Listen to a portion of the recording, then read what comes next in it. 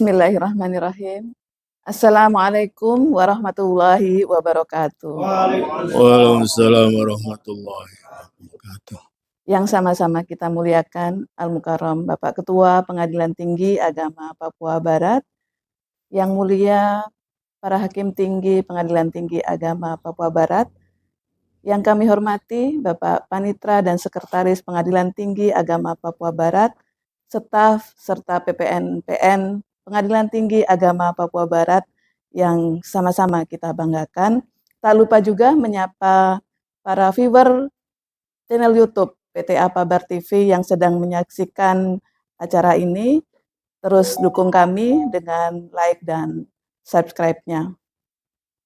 Pertama-tama marilah kita panjatkan puji dan syukur kehadirat Allah Subhanahu wa Ta'ala, karena atas segala nikmatnya sehingga kita masih bisa beraktivitas sampai dengan hari ini. Mudah-mudahan kita terus dalam keadaan sehat walafiat, dan dengan nikmat itu kemudian menjadikan kita lebih baik dalam beribadah kepada Allah Subhanahu wa Ta'ala. Tak lupa salawat dan salam semoga tetap tercurah kepada junjungan kita Nabi Muhammad SAW beserta keluarga dan para sahabat. Bapak Ibu sekalian, rutinitas PTA Papua Barat pada hari Senin setelah apel kemudian dilanjutkan dengan bintal sebelum melaksanakan rutinitas kantor. Dan telah hadir di tengah-tengah kita pemateri kita yang mulia Bapak Dr. Andes Haji Abdul Ghafur, Magister Hukum. Dan tema sisi hati pada hari ini adalah sebagaimana pada layar, yaitu menelusuri jejak-jejak manusia dalam Al-Quran. Dengan untuk memanfaatkan waktu dengan baik, langsung saja kita simak materi dari Yang Mulia. Kepada Yang Mulia dengan hormat disilahkan. Assalamualaikum warahmatullahi wabarakatuh. Waalaikumsalam warahmatullahi wabarakatuh. Bismillahirrahmanirrahim. Alhamdulillahi rabbil alamin. Wabihi nasta'inu ala umurid dunya waddin. La hawla wa la quwwata illa billahil alil azim. Rabbi shrah li sadri wa yassir li amri wahlul 'uqdatam min lisani yafqahu qawli. Amma ba'du. Kepada Al-Mukarram Bapak Ketua Pengadilan Tinggi Agama Papua Barat yang saya muliakan, kepada rekan-rekan Hakim Tinggi PTA Papua Barat yang saya muliakan, para pejabat, fungsional struktural, Bapak Sekretaris PTA Papua Barat, Bapak Panitra PTA Papua Barat, semuanya hadirin hadirat yang saya muliakan. Alhamdulillah pada hari ini kita bisa berjumpa di tempat yang baik ini dalam hal mengadakan pembinaan mental secara rutinitas. Oleh karena itu maka mari sebelum kita sampaikan materi ini, kita sama-sama memanjatkan rasa syukur kita kehadirat Allah Subhanahu wa Ta'ala, di mana kita pada hari ini Allah masih memberikan nikmat kesehatan dan kesempatan. Mudah-mudahan apa yang telah kita lakukan pada hari ini Allah mencatat sebagai amal soleh. Amin ya rabbal alamin. Yang kedua, salawat dan salam semoga tetap ke pangkuan junjungan kita Nabi Agung Muhammad SAW yang telah memberi pencerahan kepada kita, baik pencerahan dalam urusan dunia maupun dalam urusan akhirat. Dan kelak mudah-mudahan kita semuanya mendapat syafaatnya dari Rasulullah SAW. Amin ya rabbal alamin. Hadirin semuanya yang saya muliakan, pada hari ini sebetulnya kami tidak layak, tidak pantas untuk menyampaikan hal ini di depan bapak-bapak semuanya. Ini sifatnya sharing ya, sharing. Karena saya tahu, saya paham betul bapak-bapak semuanya adalah sudah ahlinya. Untuk itu saya tidak menyampaikan judul sebagaimana penceramah-penceramah yang mungkin telah biasa. Kalau saya menyampaikan judul tentang surga dan neraka, mungkin nanti ada yang kok lagi-lagi judul surga dan neraka. Takutnya ada yang protes itu. Oleh karena itu maka saya mengambil tema jejak-jejak manusia dalam Al-Quran.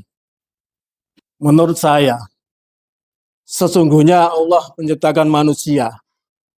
Orang yang pertama kali adalah Adam. Ini ja'il fil ardi khalifah. Allah telah menciptakan manusia yang namanya Adam itu sebagai khalifah fil ardi. Jadi Allah menciptakan manusia yang namanya Adam itu khalifah fil ardi adalah sebagai diturunkan di dunia adalah untuk membangun peradaban manusia. Dan itu peradaban itu diteruskan oleh nabi-nabi berikutnya. Penerusnya. Sampai Nabi Muhammad, kemudian para sahabat-sahabatnya, dan para pengikut-pengikutnya, tabiin, dan sampai pada kita ini. Kita hadir di dunia ini sebetulnya adalah untuk membangun peradaban. Oleh karena itu maka setiap manusia dimanapun dia berada harus mempunyai kontribusi yang terbaik di mana saja dia berada. Ibarat tetesan air kecil itu, kalau ditetaskan ke air yang lebih besar itu ada getar.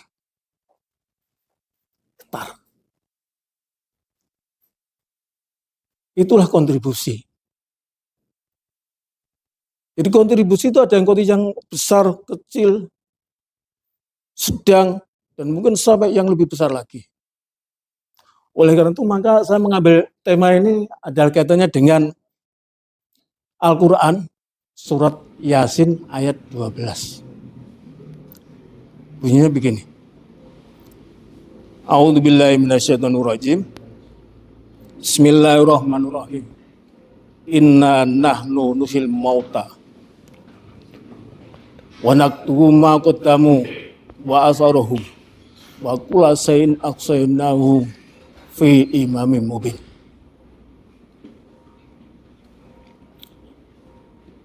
Inna nahnu ini Allah nih. Kenapa tidak pakai lafal ini, karena Al-Quran nih, kita tidak usah mereka-reka tuh ya. Inna nahnu, ini ada yang mengatakan ini mu'adzam nasah. Mu'adzam nasah itu adalah Allah mengagungkan dirinya sendiri, oleh karena itu maka pakai inna nahnu. Ada yang mengatakan bahwa ini Allah melibatkan pihak lain, karena malaikat.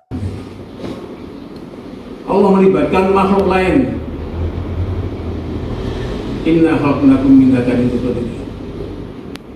Kan lain dengan ini ja'il fil ardi khalifah. Ini adalah Allah sendiri yang berbuat. Ini ja'il fil ardi khalifah. Ini aku Allah. Nuhyil mauta, menghidupkan orang yang telah mati. Wa naktubu ma qaddamu, dan aku tulis, aku catat ma qaddamu, segala sesuatu yang mereka lakukan. Di situ qaddamu itu adalah dari arti qadam itu telapak kaki. Jadi kita melangkah kemana saja. Jejak kita di mana saja itu.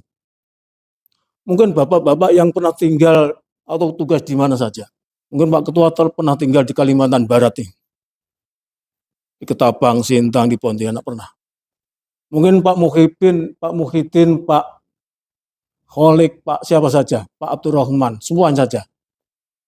Semua teman-teman. Itu pernah tinggal, pernah kakinya itu pernah sampai Kalimantan Barat, Papua, NTB, Jakarta, kemana saja. Makodam, di mana dia melangkah. Ini Allah tulis itu. Jangan merasa tidak ditulis, itu Allah tulis. Ya. Ya di sana dia berbuat sesuatu apa? Kalau baik, ya ditulis baik, kata Allah begitu. Kalau itu jelek, ya ditulis jelek, jahat. Oleh karena itu maka disinilah bahwa kita itu harus punya kontribusi di mana saja kita berada. Tidak saja ditulis makodamu, tetapi wa asarohum, bekasnya. Hamba namanya Abdul Ghafur waktu di Kalimantan Barat itu pernah punya apa? Ya, mungkin pernah mendirikan majelis taklim dan sampai sekarang ditulis dan sampai sekarang masih dilanjutkan oleh generasi. Itu ajaran Rasulullah begitu. Oleh karena itu Rasulullah pernah memberi contoh begini. Khairukum itu kurni. Sebaik-baik kamu itu adalah pada generasiku. Semua kurni. Terus ke bawah. Kurun waktu ke bawah sampai pada ulama, sampai sekarang pada kita ini. Wa asarohum, bekasnya. Jadi bekas-bekas kita tuh ditulis oleh Allah Subhanahu wa Ta'ala. Kalau kita pernah meninggalkan sesuatu kebaikan di sana, Allah tulis berapa banyak. Kalau kita pernah di Papua Barat ini, kita berbuat apa? Allah tulis. Oleh karena itu maka kita ini hidup sebetulnya tidak boleh sembarangan itu ya. Bagi para pejabat itu mestinya harus punya kontribusi yang terbaik dan membangun peradaban. Bagi orang tua harus punya kontribusi dan asar yang terbaik untuk anak-anak dan anak cucunya. Contohnya begini contohnya. Oleh karena itu maka jadi orang tua pun harus berhati-hati. Jangan sampai asar kita ini asar yang tidak baik dan ditiru oleh anak-anak berikutnya. Ya, asar itu ya bekas peninggalan. Oleh karena itu maka saya berpikir begini, ini Kalimantan, Papua Barat. Ini masih kita punya kesempatan yang sangat besar untuk berkontribusi terhadap kehidupan, terhadap peradaban, terhadap Islam.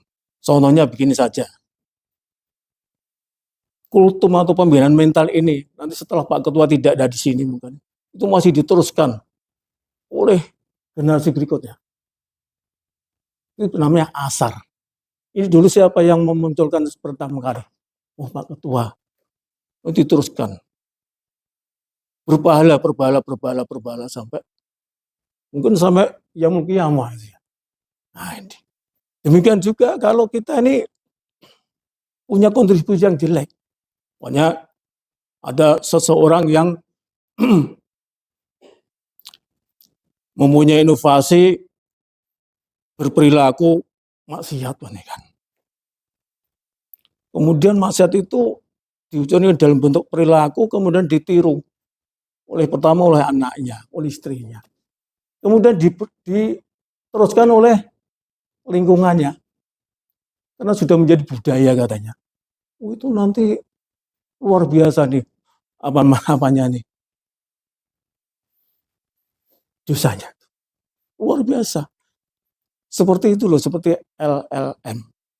Multi marketing level multi marketing. Itu dulu kan pernah ada ya. Kalau sana itu ada.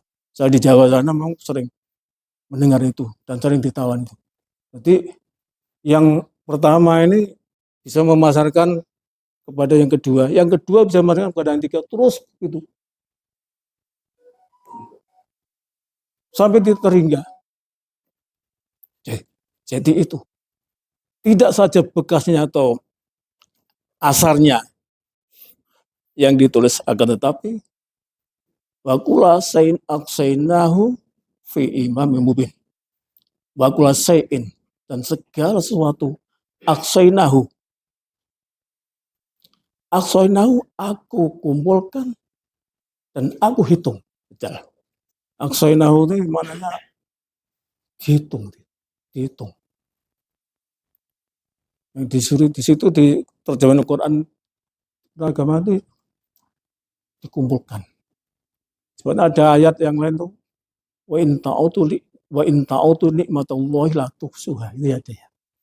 Kalau kamu menghitung nikmat Allah itu memang tidak bisa menghitungkan terlalu banyak. Wa qul sa'in aksainahu, dan segala sesuatu aku hitung dan aku kumpulkan. Aku simpan.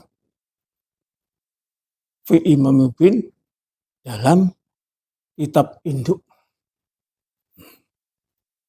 Kitab induk di sini para mufasir ini memberikan arti Lauhul Mahfuz. Jadi segala sesuatu apa yang kita kerjakan itu adalah Allah hitung dan Allah kumpulkan dalam Lauhul Mahfuz. Oleh karena itu ada cerita begini cerita. Ini saya mengambil literasi dari tafsir surat Yasin yang ditulis oleh Syekh Hamam. Ada nanti itu di Yaumul Qiyamah. Itu ada seseorang yang dipanggil oleh Allah Subhanahu wa taala. Hei fulan, Ta'al sini. Panggil nama dipanggil, datang dan manggil Robnya. Allah pengira. Apa betul? Ini catatan amalmu sekian banyak itu 99 box. Kalau dipandang sejauh mata memandang. Madul basar. Di surat Yasin ada. Saya pernah membaca tafsir surat Yasin. Apa betul ini kesalahanmu yang sekian banyak ini? Iya, kata dia. Apakah mungkin malaikat tuh ini mencatat amalmu ini terjadi like dislike? Ada yang suka, yang tidak suka. Mungkin pas ada malaikatku ini sentimen pada kamu, yang mestinya baik ditulis jelek. Enggak, ini memang amalku ya Rob. Betul. Tapi Allah, kamu jangan khawatir. Kalau Allah mengambil satu blok kecil, nih dibuka, ini adalah lafal la ilaha illallah. Sampaikan pada malaikat untuk ditimbang. Apakah kamu berani? Amal yang sekian itu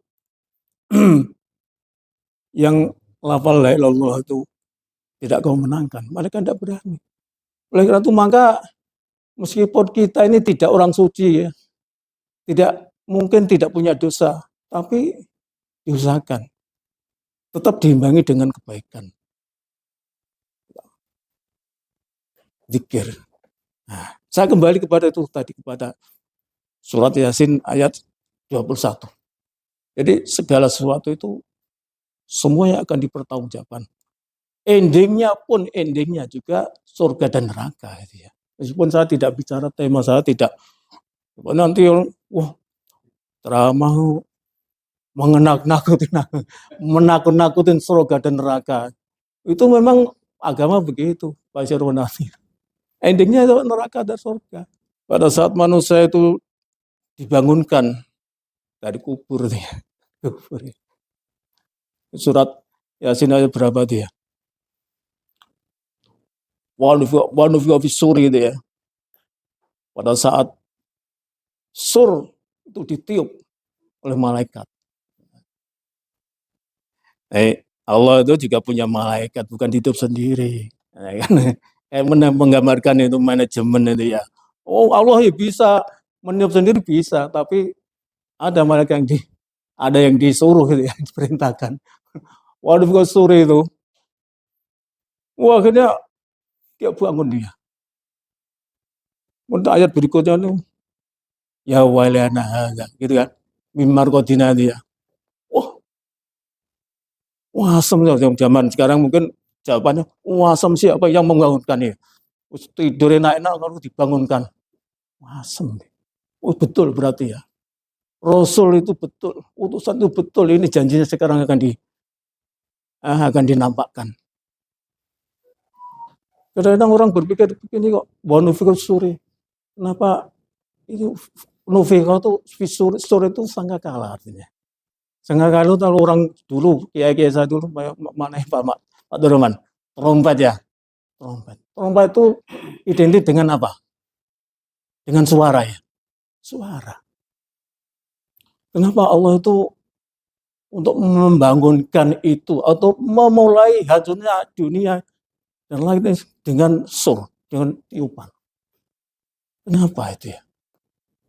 Menurut teori suara, teori getar suara itu ya, suara itu bisa menghancurkan segala sesuatu yang ada di dekatnya.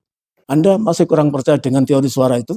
Bom, ya, bom yang kecil kok, ini ledakannya luar biasa. Itu bisa menghancurkan gedung yang tingkat kaca pecah, segala sesuatu berantakan, itu suara.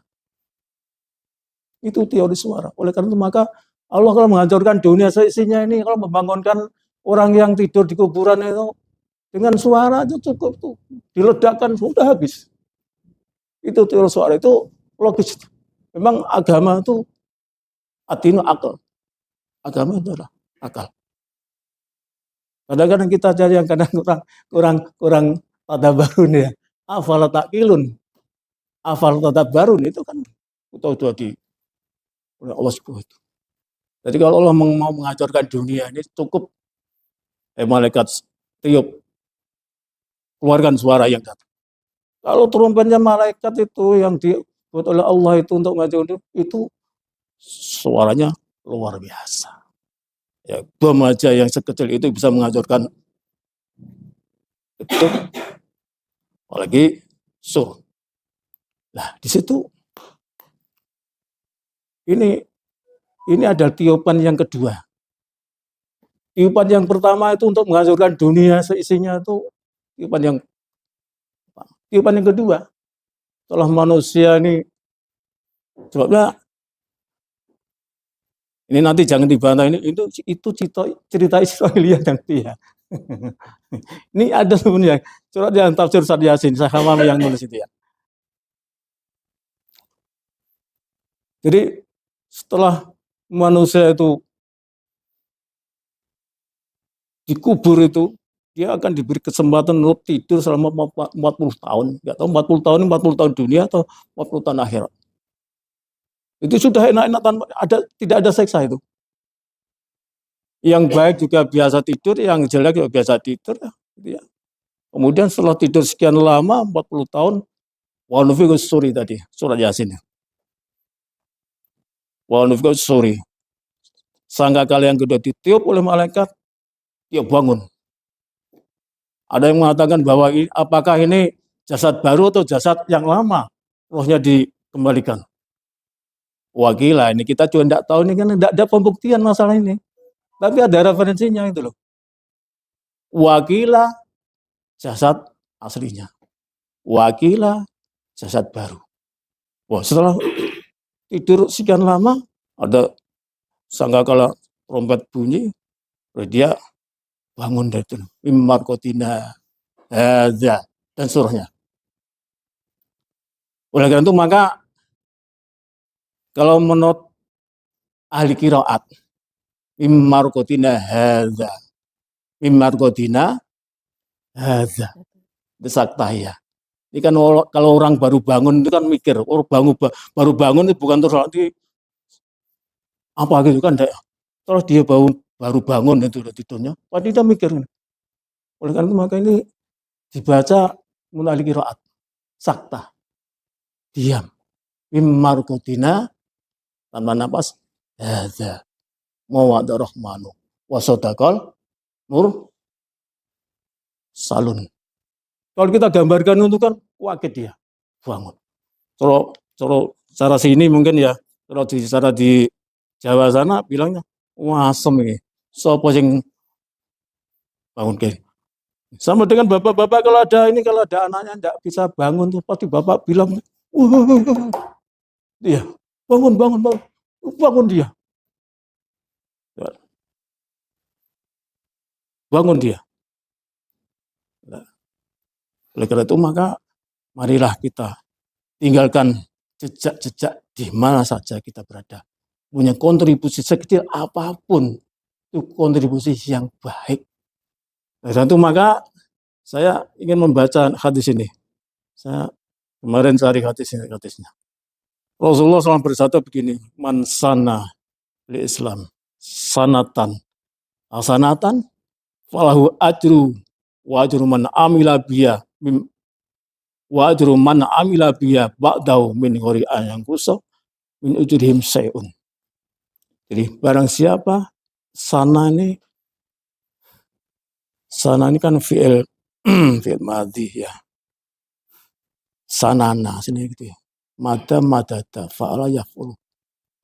Sana. Sunatan hasanatan. Membuat perilaku yang baik itu dilakoni, dijalankan. Itu sana. Hasanatan yang baik. Itu tadi sudah saya beri contoh yang tadi, yang pada awal tadi.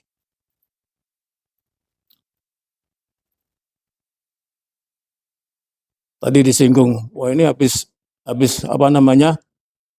Habis apel tuh, itu salam-salaman itu. Itu baik itu. Gua sanatan itu nanti diteruskan. Setelah hari Senin apel kita untung begini. Nanti diteruskan. Nah, mungkin bapak-bapak yang di rumah sana setelah apa itu salat subuh baca Quran tadarus nanti diteruskan oleh anak-anaknya. Di sini hasanatan. Atau apa saja yang punya nilai baik. Walau ajruha, dan dia akan mendapatkan pahalanya, dan wajurman amilabiyah, dan dia akan mendapatkan pahalanya orang yang melakukannya setelahnya. Bin gori ayang kusok, tanpa mengurangi pahalanya orang yang menjalankan, yang melakukan berikutnya. Min ujurim se'un, sedikit pun. Kemudian waman sana fil Islam sunatan sayatan, barang siapa yang mempunyai kreasi, inovasi, kemudian dilaksanakan, tapi sayah, kan jelek. Mana gini, zaman dulu itu orang-orang dulu itu ya, kalau malam tahun baru untuk meriahkan itu dia menyalakan tasan banyak. Tidak hanya itu saja, kemudian ditambah dengan minuman. Gembar kan? Gembar. Bahkan terbuka tuh. Saat di mana-mana, di alun-alun, di tempat tertentu, di kafe-kafe. Kemudian dikira itu adalah yang baik, kemudian ditiru oleh orang sekelilingnya, oleh generasi berikutnya. Karena alaihi wisruha, wa wisruman amila biha, ba'dahu.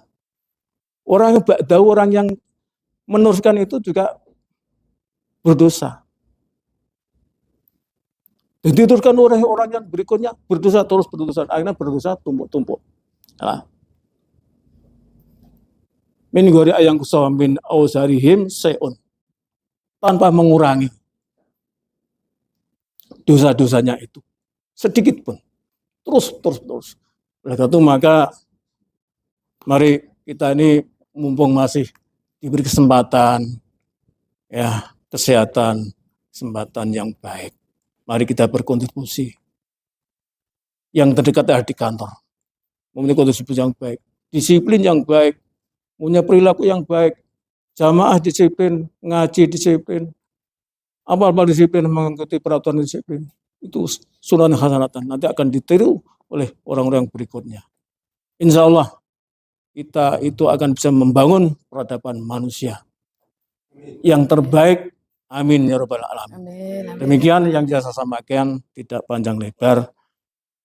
Kalau ada kekurangan dan khilafan, mohon untuk dimaafkan. Demikian, wabillahi taufik wal hidayah. Assalamualaikum warahmatullahi wabarakatuh. Waalaikumsalam warahmatullahi wabarakatuh. Alhamdulillah, materi yang insya Allah syarat dengan hikmah dan manfaat untuk kita semua. Semoga jejak-jejak kisah dalam Al-Quran itu membawa kita untuk mempelajari dan kemudian menarik hikmah dari kisah-kisahnya. Kemudian semoga kita semua meninggalkan jejak-jejak yang baik sebagaimana tadi disampaikan, penuh hikmah, penuh manfaat. Sekali lagi terima kasih. Aplaus mungkin untuk narasumber kita pada hari ini. Karena keterbatasan waktu, maka sesi tanya jawab nanti ditiadakan. Kepada yang ingin bertanya bisa langsung menghubungi pemateri. Sekali lagi, terima kasih atas perhatiannya dan menyapa viewer channel YouTube PTA Pabar TV. Sekali lagi, mohon dukungannya untuk like, subscribe, dan kritik membangun tentunya untuk kebanjuan PTA Papua Barat TV. Semakin maju, semakin memberi manfaat yang banyak. Mohon maaf atas segala kekurangan. Wabillahi taufik wal hidayah. Wassalamualaikum warahmatullahi wabarakatuh. Waalaikumsalam. يا من صليت بكل الأنبياء يا من في قلبك رحمة للناس يا من ألفت قلوبا بالإسلام يا حبيبي يا شافعي يا رسول الله بأمي وأبي فديتك سيدي صلاة وسلام عليك يا نبي حبيبي